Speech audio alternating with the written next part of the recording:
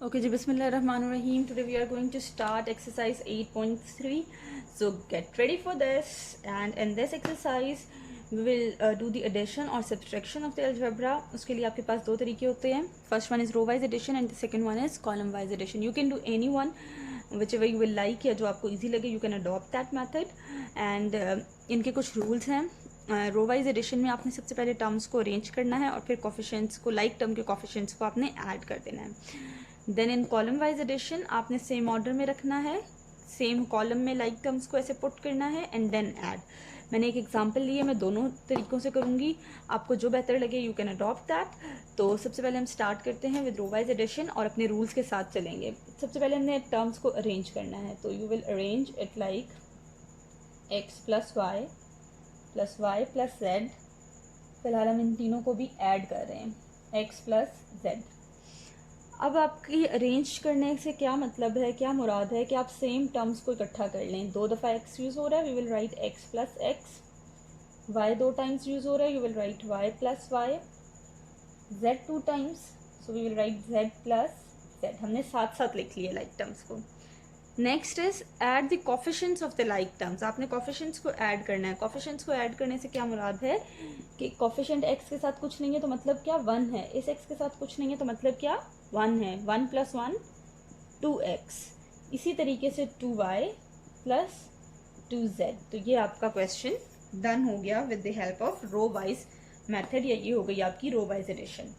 Next हमने इसी question को करना है with column wise addition. Column wise addition में आपने किस तरीके से करना है, आप सबसे पहले आपका पार्ट है x + y लिख दिया आपने. कॉलम मीन्स जैसे हम ऐसे लिखते हैं 2 + 3 = 5. x + y लिख लिया हमने, फर्स्ट टर्म लिख ली. नेक्स्ट क्या है, y + z. Put the like terms in the same column. y के नीचे y लिखना है, सेम कॉलम में रखना है y + z. क्योंकि z के लिए कॉलम नहीं था, x के नीचे हम z नहीं लिख सकते, इसलिए हमने इसे बाहर अलग करके लिख दिया. Then you have x + z. x के नीचे आप लिखोगे x और z के नीचे आप z लिखोगे, ऐसे x + z. y के नीचे आपने कुछ नहीं लिखना, खाली छोड़ देना है, क्योंकि y वाली टर्म के लिए आपके पास कुछ है नहीं. अब we will add this x and x, 2x, y and y, 2y, z and z, 2z. These are the two methods which will help you in this exercise. Okay जी, exercise 8.3 question number 1 हम start करते हैं. In this question we just have to simplify करना है. आपने जो statement लिखी हुई है, what you will do, you will simply add them as these all are like terms. You can see सबके साथ m है, तो you can simply add them. 6 and 3 कितने होते हैं, 9, और ये इसके साथ 1m है, तो कितना हो जाएंगे टोटल 10m. स्टेप वाइज करते हैं. 6 और 3 कितने होते हैं, 9m + 1m. 9 और 1 कितने हो गए, 10m. Now move to the next part. In next part we will firstly arrange them in order. कैसे ऑर्डर में अरेंज करेंगे, ये x है और ये x है, इन दोनों को हम साथ लिख लेंगे और y's को हम इकट्ठा करके लिख लेंगे. कितने y हो गए, कितने x है हमारे पास, 2x. so we'll write 2x. और y कितने हैं, 2y ये है और 1y ये है, दोनों मिला के कितने हो जाएंगे, 3y. Then again arrange the question. एक p ये है, दूसरा p ये है, तो p + 2p. q एक यहाँ पर है और एक यहाँ पर है, +2q + q, और r अकेला है तो एंड पे r को हम अकेला लिख देंगे. इसके साथ 1 है, जिसके साथ कुछ नहीं होता उसके साथ 1 होता है. 2 and 1 3p, 2 and 1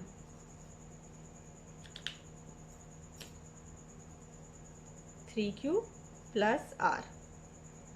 सो ये सिंपली हमने इनको ऐड कर लिया. ओके जी, नाउ क्वेश्चन नंबर 2 स्टार्ट करते हैं. क्वेश्चन नंबर 2 का फर्स्ट पार्ट है, स्टेटमेंट वाला क्वेश्चन है. इफ्रा हैड 2p चॉकलेट्स. यहाँ से आप इसको अंडरलाइन कर लेंगे कि इफ्रा के पास 2p चॉकलेट्स हैं. We don't know the exact number कि p की क्या वैल्यू होगी, तो 2 के साथ तो मल्टीप्लाई होकर कितनी चॉकलेट्स देगा, वी डोंट नो. लेकिन जस्ट हमें ये पता है कि इफ्रा के पास 2p चॉकलेट्स हैं. She bought q more chocolates. इफ्रा ने q चॉकलेट्स और ख़रीद ली. 2p पहले थी, q चॉकलेट्स उसने और ख़रीद ली हैं. How many chocolates she has now. अब उसके पास कितनी चॉकलेट्स हैं, means total. You have to find total chocolates.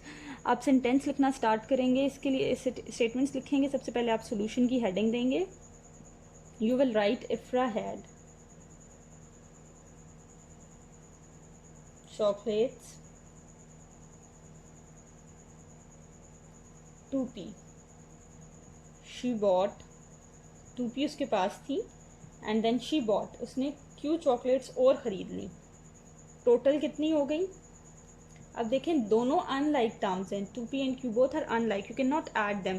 तो आप सिंपल लिख देंगे 2p प्लस q. इससे आगे आप सॉल्व नहीं कर सकते. अगर लाइक टर्म्स होती तो यू कैन सॉल्व, लेकिन ये अनलाइक टर्म्स हैं तो आप सॉल्व नहीं कर सकते. This is your answer. Next question है महक, नाज and Kinza have m, 2n and 3l books respectively.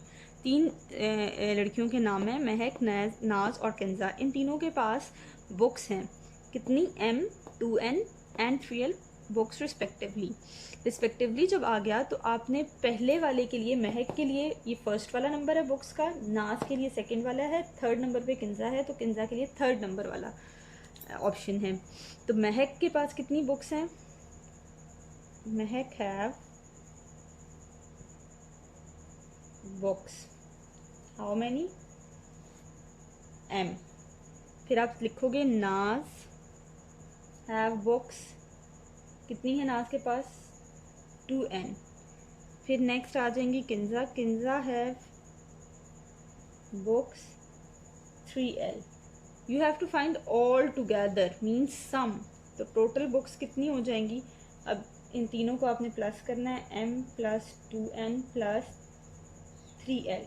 अब ये तीनों भी डिफरेंट नंबर्स हैं, लाइक टर्म्स नहीं हैं. These all are unlike terms, m, n and l. आप इनको ऐड नहीं कर सकते तो आपका आंसर यहीं तक स्टॉप कर जाएगा. ओके जी, in this question Zan had X candies. He bought more 2X candies and Y candies. Find the sum. Zan के पास ऑलरेडी X कैंडीज़ हैं, उसने और ख़रीदनी है 2X और Y. 2X भी और ख़रीदी है, Y कैंडीज़ भी और हैं, नंबर है इतना और आ गया है. तो now you have to find the solution. Zan had candies, कितनी कैंडीज़ थी? X. He bought more 2x plus y candies, इसने और ख़रीद ली. 2x एंड y कैंडीज़ और ख़रीदी हैं, यानी टोटल 2x प्लस y ख़रीदी हैं. अब इसके पास टोटल कितनी हो जाएंगी? दोनों टर्म्स को ऐड कर देंगे. 2x and x will give you 3x plus y. तो जैन के पास अब कितनी कैंडीज़ हो गई हैं? 2x plus 3. ओके जी. Now we will start question number 3, and in this question we have to add the following. What we will do for this, we will just convert all the signs of commas. ये जितने commas के sign हैं हम इनको convert कर देंगे plus में, क्योंकि question की requirement है कि हमें इनको add up करना है. Then what you will do, आप simply इसको क्या करेंगे? This is x square y, like terms इकट्ठी करेंगे, arrange करेंगे इनको. Here you have x square y and here you have x square y. दोनों साथ हैं, already arranged हैं. This is x y square. This is a different term. इसका coefficient 2 है, इसका कोफिशिएंट कुछ नहीं है तो मीन्स 1 है. 2 and 1 will give you 3 x square y plus x y square. Next अब आपको क्या करना है कि आपके पास इसके, अब ये देखें दोनों unlike terms, you can not further add them, but आप इनमें से कॉमन निकाल सकते हैं. इसके पास 2x है, इसके पास 1x है, इसके पास 1y है, इसके पास 2y's हैं. तो आप जो चीज़ दोनों में कॉमन है वो निकाल लेंगे बाहर. लाइक फॉर एग्जांपल इसके पास 2x थे, इसके पास 1x था, छोटे वाला नंबर हम बाहर निकाल लेंगे. 1x कम है तो हम x को बाहर निकाल लेंगे. y इसके पास 1 है, इसके पास 2 हैं, हम 1y को बाहर निकाल लेंगे. तो what we will have inside the bracket 3.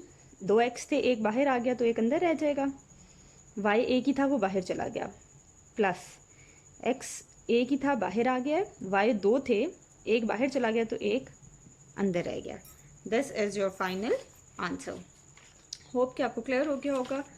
Now we will move towards the next part. चलिए जब हम इसका पार्ट नंबर 6 कर लेते हैं, बिकॉज सारे पार्ट करना तो पॉसिबल नहीं है. आई एम ट्राइंग कि मैं आपको डिफ़िकल्ट वंस करवा दूँ, जो डिफ़िकल्ट पार्ट्स हैं वो वाले पार्ट्स मैं आपको करवा दूँ. तो अब हम ये वाला पार्ट सॉल्व करते हैं. सिंपली मैंने आपको क्या कहा था, हम कॉमास को प्लस में कन्वर्ट करेंगे, लेकिन यहाँ पर ऑलरेडी एक माइनस साइन है कॉमा के साथ. तो अगर मैं यहाँ प्लस करूँगी भी तो प्लस माइनस माइनस ही होता है, इसलिए आपके पास माइनस साइन ही आएगा। यहाँ पे भी माइनस है, कॉमा की जगह हम प्लस लगाते हैं तो प्लस माइनस माइनस आएगा, यहाँ पर भी माइनस आएगा। अगर माइनस साइन है तो आपने माइनस ही लिखना है, फिर प्लस नहीं आ सकता। अब हम लाइक टर्म्स को इकट्ठा कर लेंगे, अरेंज कर लेंगे पी। अब हम देखेंगे इस पी के साथ और कोई पी है, नहीं है। Then will move towards the next term that is two q. Q के साथ रिलेटेड टर्म्स कौन सी हैं, ये क्यू है। हम इस वाले टर्म को इधर इसके साथ ले आएंगे, minus q, then we have minus r. P minus minus आपको क्या देगा, this minus minus plus, minus minus क्या होता है, प्लस, प्लस माइनस माइनस होता है, माइनस प्लस माइनस होता है, प्लस प्लस प्लस होता है। तो यहाँ पर you have minus minus plus, तो आप इन दोनों को प्लस करेंगे, 2q 1q, this will give you 3q। और साइन किसका लगता है, बड़े का, बड़े के साथ माइनस का साइन था तो माइनस लग जाएगा, माइनस आर। तो यहाँ तक ही हमारा पार्ट कंप्लीट हो गया। Now move towards the next question. Okay जी, इस क्वेश्चन नंबर 4 का पार्ट नंबर 5 भी हम कर लेते हैं। Again we will write it in column form, b+1, then A हमारे पास नहीं है तो ए को हम अलग लिखेंगे, बी के नीचे बी लिखेंगे, +2। नेक्स्ट टर्म इज ओनली 3 तो वो यहाँ पर आ जाएगा।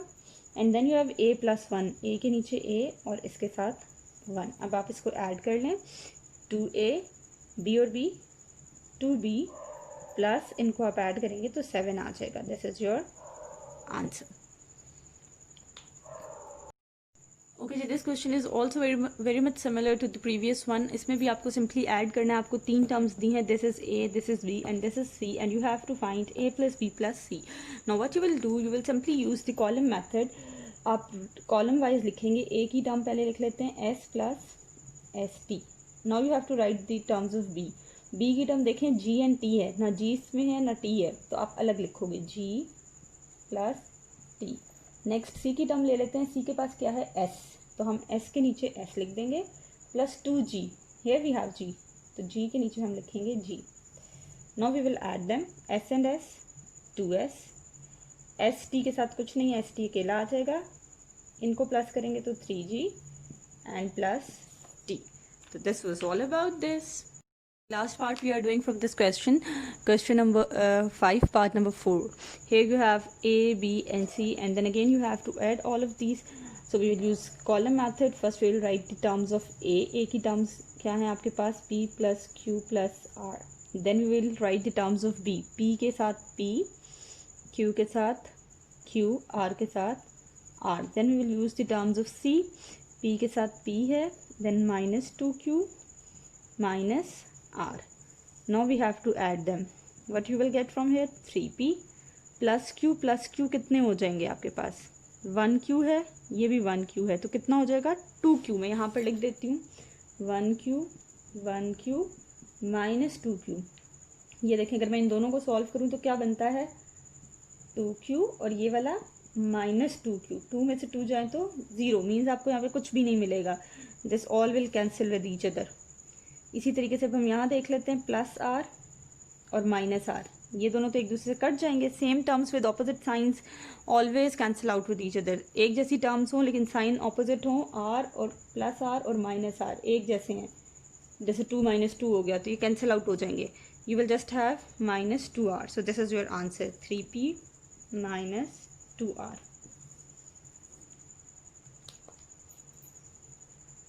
अगर आप लोगों को मेरी वीडियो पसंद आए तो मेरे चैनल को लाइक कर दें, सब्सक्राइब कर दें और बेल आइकन को क्लिक कर दें ताकि आपको आने वाली हर वीडियो का नोटिफिकेशन मिल जाए। Thanks for watching, take care and अल्लाह हाफिज़।